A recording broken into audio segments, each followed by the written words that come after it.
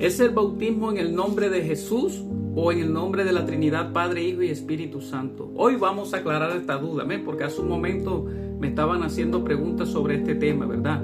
Dice la palabra de Dios que cuando vino el Pentecostés, vino el Espíritu Santo sobre Pedro y comenzó a hablarle a los judíos, a los galileos, a todo lo que era el pueblo de Dios, comenzó a hablarle con una elocuencia que la gente comenzó a decir: ¿de dónde sabe tanta letra? ¿De dónde sabe si no es un hombre estudiado? Dice que comenzó a predicarle, ¿verdad? Delante de esa gran audiencia, a predicarle desde Abraham, desde Moisés, desde Isaías, desde los libros de los Salmos de David, de cómo ellos habían profetizado la venida del Hijo de Dios, ¿verdad? De Emmanuel, Dios con nosotros, el brazo derecho, ¿verdad? Y dice la palabra de Dios que ellos estaban a la expectativa de la venida del Hijo de Dios. Y Pedro comenzó a decirle: ese que ustedes crucificaron hace unos días atrás, aleluya, a través de la palabra comenzó a explicarle que ellos habían matado al Hijo de Dios, al Redentor, al Cristo, al que Dios había enviado, ¿verdad? Para alinear al pueblo conforme a la voluntad de Dios. Dice que ellos, redarguidos por el Espíritu Santo, al darse cuenta del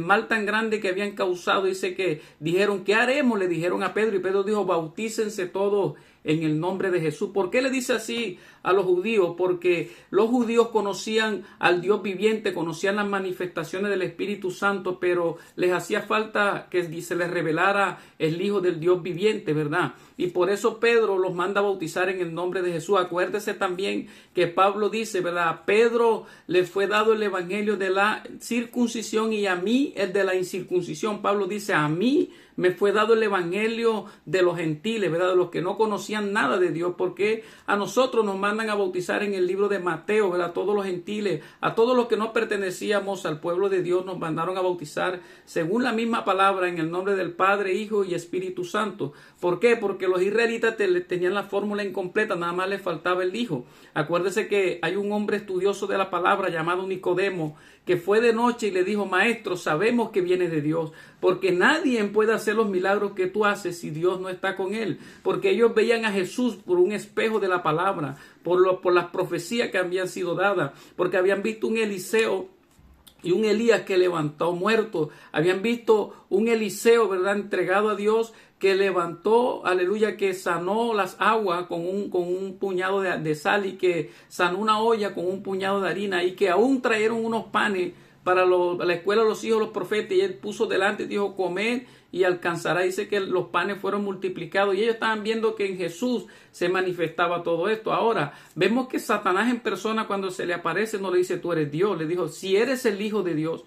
Porque que quede esto bien claro, que Satanás sabe más Biblia que usted y que yo, amén. Dice la palabra de Dios que le dijo: y si eres el Hijo de Dios, haz que estas piedras se conviertan en pan, porque sabía que el Hijo de Dios tenía el poder y la autoridad para hacer grandes cosas aquí en la tierra, amén. Porque dice Isaías: pueblo asentado en tiniebla vio gran luz, ¿verdad? Ahora, la palabra nunca se contradice. Dice que Moisés nunca pudo ver a Dios, porque dijo Dios: no habrá hombre que me vea y viva, ¿verdad? Dice que el hombre que diga que ha visto a Dios es mentiroso. O sea, da a entender que Jesús es el Hijo de Dios. ¿Por qué los demonios, cuando veían a Jesús, le decían: ¿qué tienes con nosotros, Jesús, Hijo del Altísimo? ¿Has venido a atormentarnos antes de tiempo? En otros pasajes dice que los demonios se sacudían y decían: tú eres el Hijo del Dios Altísimo, el Santo que no ha visto corrupción, ¿verdad? Entonces vemos que hay más, aleluya, confirmación de la Trinidad que de la unicidad a la luz de la palabra. Vemos en el bautizo de Jesús, vemos en la oración que hace el Señor a la ascensión. Dice: Padre, devuélveme aquella gloria que tuve junto a ti antes de que todas las cosas fueron formadas.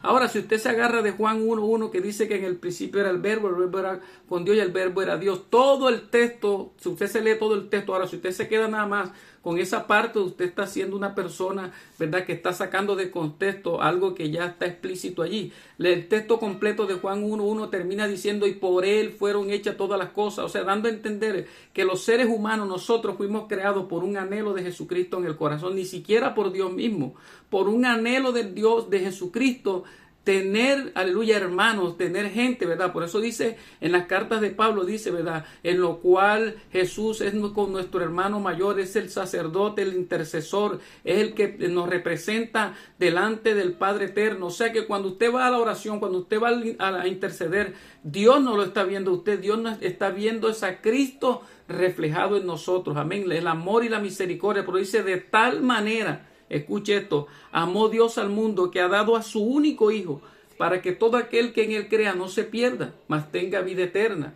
La palabra también narra cuando comienza a hablar de la genealogía de Jesús. Dice que termina diciendo que Jesús es el primer Adán, el segundo Adán, el Adán que no pecó. Viene a reemplazar el primer plan, aleluya, el primer Adán que falló, aleluya, que tuvo una oportunidad tan grande pero falló, y Jesús vino a tomar ese lugar. Entonces vemos que hay más respaldo, escuche esto, hay más respaldo de la Trinidad que de la unicidad. Entonces quería aclarar y compartirte esta enseñanza en el nombre poderoso de Jesucristo de Nazaret. Amén. Dios te bendiga y Dios te guarde.